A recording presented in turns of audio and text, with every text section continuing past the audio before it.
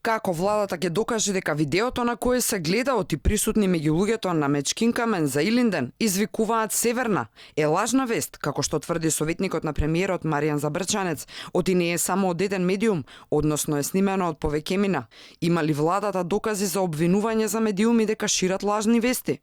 Ако нема ќе следи ли јавно извинување? Овие прашања Алфа му ги постави на Забрчанец, но одговор на истите не добивме, туку коментар од советникот што не соодветствува на новинарските прашања од јавен интерес, туку е негова лична перцепција, после најавите на порталот што прв го објави видеото дека ќе го тужи, бидејќи го нарече срамна и лажна продукција снимениот материјал.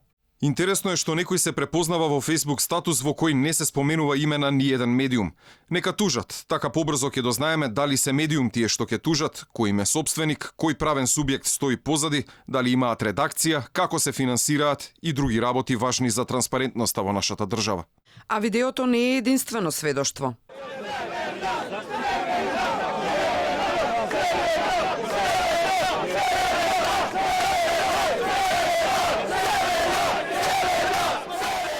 И другиот дел од новинарските екипи присутни таму потврдуваа дека го слушнале скандирањето, меѓу кои екипата на Алфа, но не успеале да го снимат оти траело кус период, а во моментот снимателите ги местеле камерите.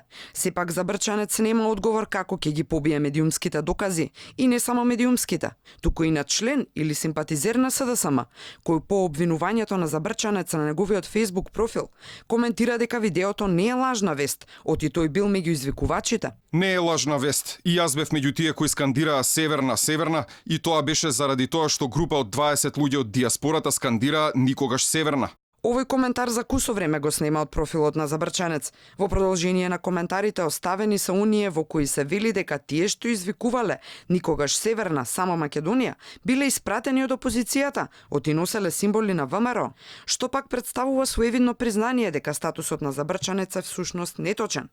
Ова е враќање во 49-та година, односно во еден друг политички систем кој што е дел од минатиот век. ВМРО ДПМН ќе ги искористи сите демократски алатки кои што му стојат на располагање да се спротистави на овој обид, сталинистички обид на владата на Зоран Заев и обидот да се замолчат критичките новинари и медиуми на сметка на оние апологети кои што се скапо платени со пари од државниот буџет во кој што сега гледаме како сива еминенција располага и управува Зоран Заев. Фактите се на очиглед, а после изјавата на Забрчанец за Алфа останува да лебди прашањето како владата ќе се бори со лажните вести кога се сервираат од нејзините кабинети.